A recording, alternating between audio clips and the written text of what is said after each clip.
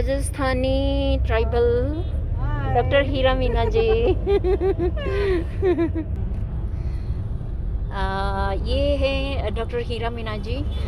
ये हमारे tribal writer हैं और जिस तरह से मैं अरुणाचल से अकेली खड़ी हुई ट्राइबल राइट्स के लिए, ट्राइबल कॉर्ड के लिए, तो ये राजस्थान से खड़ी हुई। और अभी राजस्थान में जितने भी ट्राइबल्स हैं अब इनका साथ देने के लिए बहुत जो है वो आ रहे हैं और ट्राइबल कोड फाइट के लिए इनके साथ अब ट्राइबल लोग जुड़ने लगे हैं। तो आप कुछ बताइए अपने यहाँ के मतलब कुछ परिचय दीजिए। नमस्कार, जोहार, आप सभी को बहुत बहुत शुभकामनाएं। और मैं बताना चाहूँगी कि मैं डॉक्टर हीरा मीना हूँ और राजस्थान से हूँ। और राजस्थान की सबसे बड़ी ट्राइबल पॉपुलेशन में मीना कम्युनिटी आती है, फिर भील आते हैं, फिर सासी हैं, डामोर है, गरासिया है और अभी रिसेंट में कुछ और लोगों को जोड़ा गया है। तो ऐसे करके 5-6 कम्युनिटी है यहाँ पे ट्राइबल की राजस्थान में। उस ट्राइबल कम्युनिटी में मैं मीना कम्युनिटी से आती हूँ और राजस्थान की जो मीना कम्युनिटी है वो मतलब यहाँ राजस्थान में जैसे हर ट्राइबल का इतिहास है कि उनका अपना बेस बना हुआ है, उनकी अपनी धरती है और हमारे ऐतिहासिक मोनूमेंट है, महल है, किले हैं, बावड़ियाँ हैं, परकोटे बने हुए हैं। हमारे जो फोर फादर्स हैं, फोर मदर्स हैं, उनके स्थल बने हुए हैं। तो वो आज भी गवाही दे रहे हैं कि हम ट्राइबल है और हमारी जो कल्चर है और हमारा जो इतिहास है वो आज भी भारत के इतिहास से पुराना है और हम इस देश के मालिक हैं। हम इंडोजीनियस है, हम एनिमिस्ट है और हम ट्राइबल है। लेकिन आज तक हमें भारत सरकार ने ट्राइबल कॉलम कोड नहीं दिया है। ब्रिटिश गवर्नमेंट ने हमें ट्राइबल कॉलम कोड दे रखे थे 1871 से 1871 से लेकर 1941 तक हमें ट्राइबल कॉलम कोड मिले हुए थे।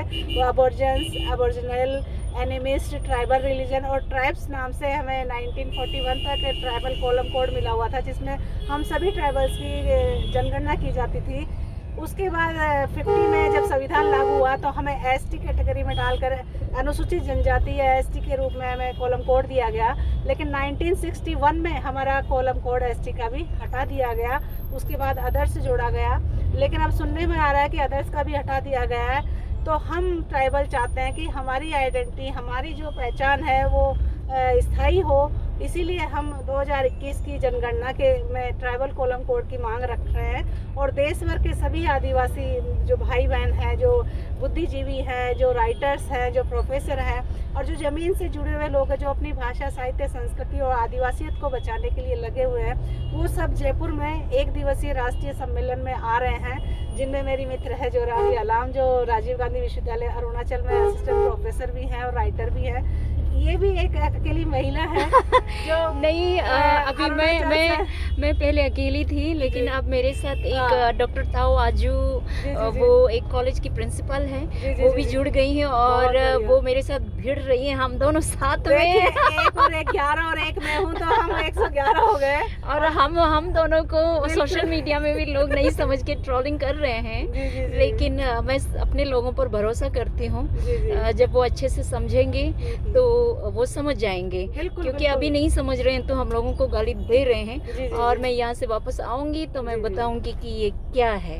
बिल्कुल बिल्कुल। और हमें अपनी आइडेंटिटी लेने ही होगी सरकार से, ताकि हमारी आदिवासियत बची रहे। क्योंकि हम आदिवासी हैं, हम हिंदूवादी व्यवस्था में या वर्णवादी व्यवस्था में नहीं आते हैं। हम हिंदू नहीं हैं, हम वर्णवादी व्यवस्था में नहीं आते। हमसे क्रिश्चियन भी नहीं है। हाँ, हम ना मुस्लिम है, ना क्रिश्चियन है, ना जैन है, ना बौद्ध है, ना सिख है। हम आदिवासी हैं, हम ट्राइबल हैं, हम इंडोजीनियस लोग हैं। इस भारत को, भूमि को बसाने वाले लोग हैं। हमारे जो फोर फादर है उनकी ये अपनी धरती थी। इसीलिए हमें अनुसूची 5 और 6 विशेष रूप से मिली हुई है। हमें वनाधिकार कानून मिला हुआ है, पैसा कानून मिला हुआ है, और भी जो राइट्स है शिक्षा में, रोजगार में और राजनीति में, वो एसटी या अनुसूचित जनजाति या आदिवासी होने के कारण वो ट्राइबल होने के कारण ही मिला हुआ है। मिले हुए हैं। और ये ट्राइबल कोड भी सारा चीज हटा दिया तो वो भी नहीं रहेगा। हाँ, तो इसीलिए हम चाहते हैं कि ये ट्राइबल कॉलम कोड हम आदिवासियों को दिया जाए, ताकि हमारी जो आइडेंटिटी है वो आने वाली पीढ़ियों के लिए भी सुरक्षित रहे।